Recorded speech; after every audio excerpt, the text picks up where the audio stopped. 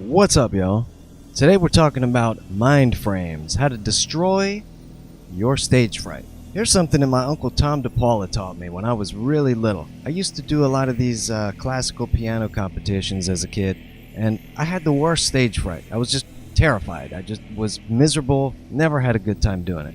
And he said something to me one time that completely changed my entire perspective. He said, nervousness is only anticipating making a mistake. So I don't know why, but for some reason that was super powerful to little 13-year-old me. And so the idea that the only reason you'd be nervous is because you're thinking that you're going to mess up, you think you're going to do something wrong. And so he kind of logically walked me through it and said, well, do you think you're going to make a mistake? And I was like, no, I practice for hours and hours and hours. Why would I think that I'm going to make a mistake? You're sort of mentally manifesting the idea that you will make a mistake. And so I'm not saying don't plan for any possible mistakes that you might make, but if you don't expect to make a mistake, then logically you have no reason to be nervous, right? And so it didn't completely destroy my nervousness, didn't completely destroy my stage fright, but it gave me kind of a fresh perspective on playing in front of people, playing for judges in competitions. You know, I was probably in middle school or something playing for college faculty and concert pianists that were giving us critiques and grades. So basically, with this one simple mind frame, you can kind of psych yourself into boosting your confidence, reducing your nervousness, and also reducing the likelihood that you're going to make a mistake. You're also probably going to start having a lot more fun when you go to perform in front of a crowd. So there's another side to this coin as well. And this one I kind of stumbled upon myself a little bit later doing all these competitions. Still had a couple competitions where I dropped the ball. Maybe it was a style of music or a historical period I was less familiar with, right? And what I found was I started getting into more interesting piano music, more experimental stuff, more impressionistic type music. And so I would always get a kick out of playing a lot of Debussy just from picking a style of music that I really started to have fun with. I started to perform better, and I started to really relax on the stage. So it wasn't even a matter of nervousness anymore. It started to become a sort of thing of like, how much fun could I have on the stage in front of this judge? And what I started to realize is that fun actually is just called being a good performer. So when you have fun, what it does is it translates into an energy that gets projected in your music. And so this is what you want. You want to be performing in a way where you're having fun, and if you're having fun, your audience is also having fun.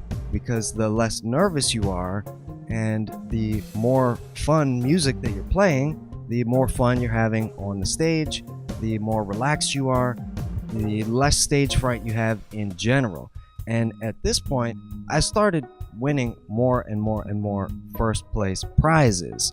And at a certain point, here's the kind of third side of the coin. I started winning so many competitions, and so the third side of the coin is that if you sort of detach yourself from the idea of winning the competition or like getting the first prize as some ego trip of like, oh, if you don't get first prize, then that somehow means that you're like less of a human or less of a person or something. And as soon as you start to detach from that idea, you develop this mind frame of sort of not caring anymore. And it goes hand in hand with the fun that I was having at the time. And so the less I cared, the better I did. And I became unstoppable. What kind of reason do I have to even do this stuff anymore if I don't care about it that much? I mean, it wasn't that difficult to win at that point. I was just more interested in getting the critique from the judge. And so it kind of filled that void in like the lack of ego that I was having about the first place prizes. Well, I was now going after the critique. If I can get a great critique, or even if I can get a terrible critique, I have that critique that will help me improve and do even better next time. So you're sort of breaking through this ceiling of what your expectations are for yourself, because you're not taking it seriously, you're having fun, you're relaxed, you're comfortable, you're not attached to the idea of winning first place, but you are committed to getting a really good grade. And that goes down to every single written area where they would say, you know, you messed this up, you missed this note, this rhythm was wrong, you did a crescendo here, you didn't write it in the score. So, you know, all of that kind of stuff becomes super important then. And at that point, you've become a real musician.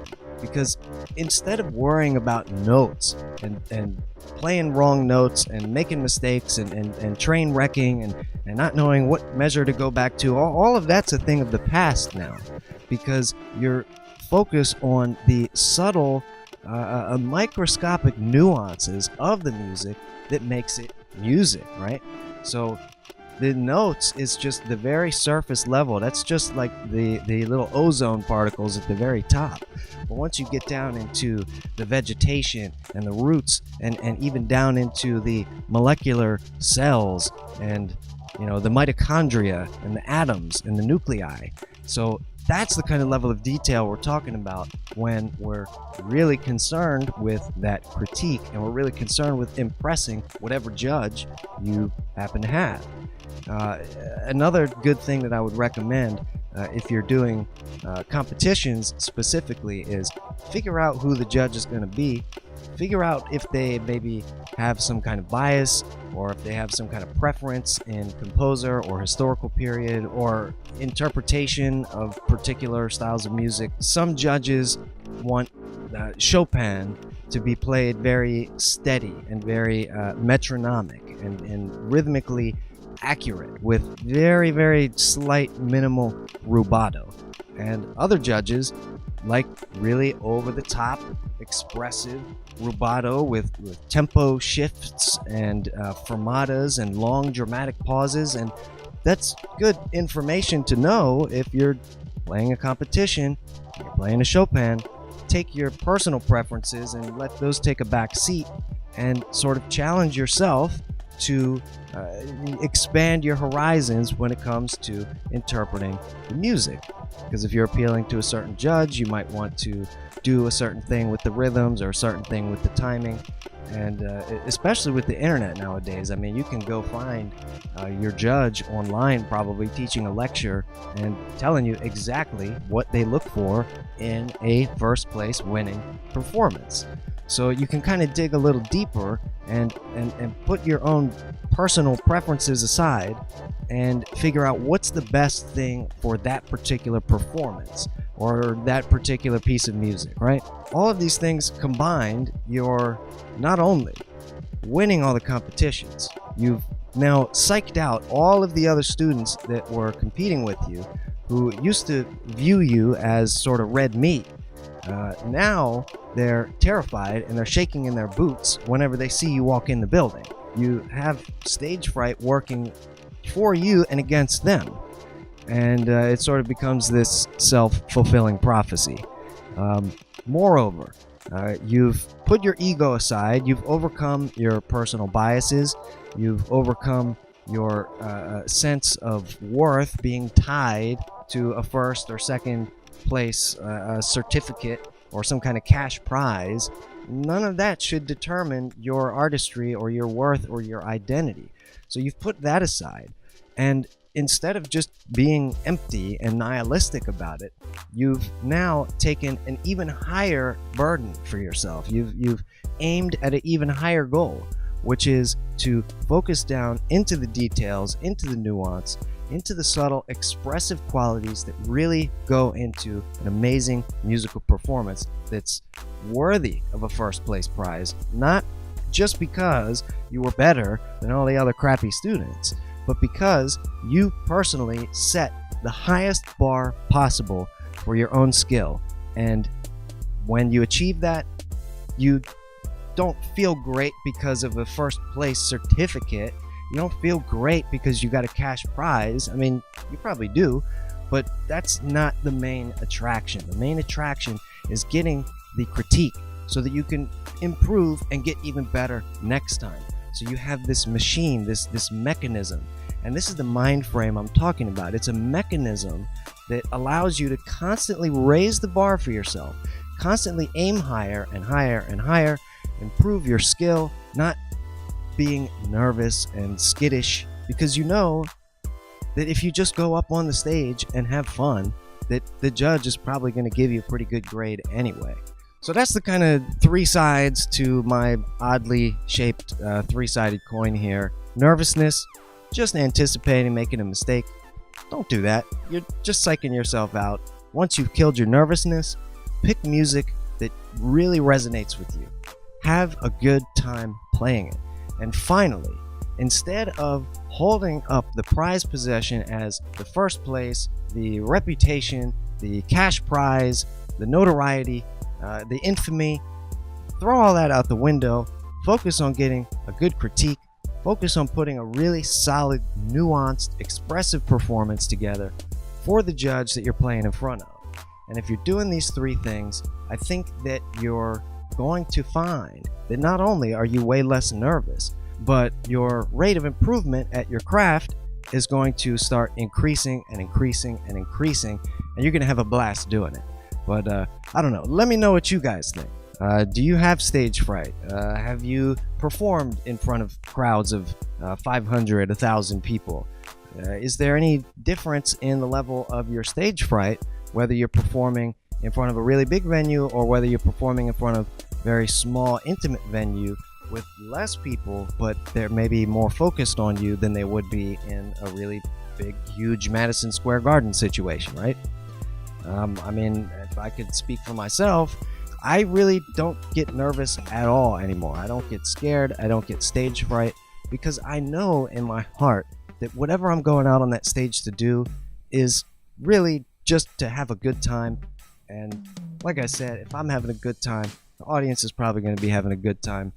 I mean, I don't want to be the only guy in the room having a good time, but I feel like good energy, positivity, and fun, it's contagious. It spreads. It's like laughter. It's like somebody laughing and another person laughing, or somebody yawning and another person yawning, right? It feels good to yawn. It feels good to laugh.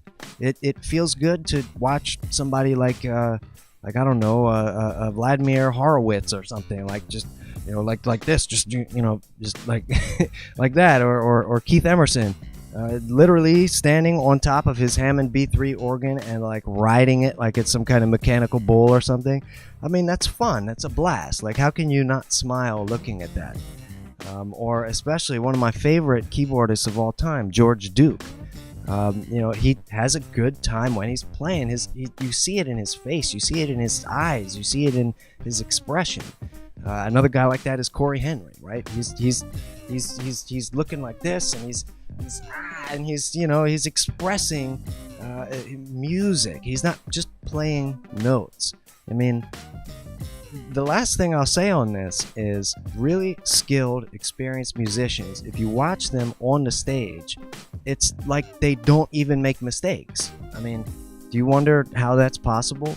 Like, how do they play an entire hour, 2 hours, 3 hours in an orchestra or a solo performance, or how do they do that and not make a single mistake? Well, I'm going to spoil a little bit of the magic for you. They're making mistakes, and they're probably making tons of mistakes, but they don't let you know about it. They don't let the audience know. I mean, what is it, like 75-80% of the audience is probably tone deaf anyway. So most musicians have a sense of that, and so they play a wrong note, the show keeps going. I do this with my students all the time. I actually make them make mistakes in the lesson and force them to correct it in real time while I'm watching. I'm telling them, the audience is watching. It's silence. They want you to fix it. They want you to keep going. Where's the music? What happened? Where is it? I'm trying to create that sense of urgency in the rehearsal, in the practice space, so that when they get on stage, that's all out of their system by then. They're so solid and they're so confident that even when they make mistakes, they're able to get out of it. They're able to resolve any ugly dissonances that might happen. Nobody cares. Nobody's going to throw tomatoes at you. Nobody's going to boo. Nobody's going to ask for their money back. If you just keep selling the performance and really just ignoring your mistakes. I mean, don't even think of it as a mistake. Your job as a performer is to fix that and still make it a great performance, right? What's more important than playing the right notes is, like we discussed before, those little tiny microscopic nuances, the dynamics, the tone, the melody, and your projecting of melody. Even if you have a big 10-note chord, you're still finding a way to figure out which one or two of those notes are the most important. So as long as you're being an expressive performer, you're going to get a good grade, you're going to get a good critique. Any performance that you do is going to be great because you did it. I think that if you approach your musical performance as an excuse to get that critique, it's going to make you better and better and better and better.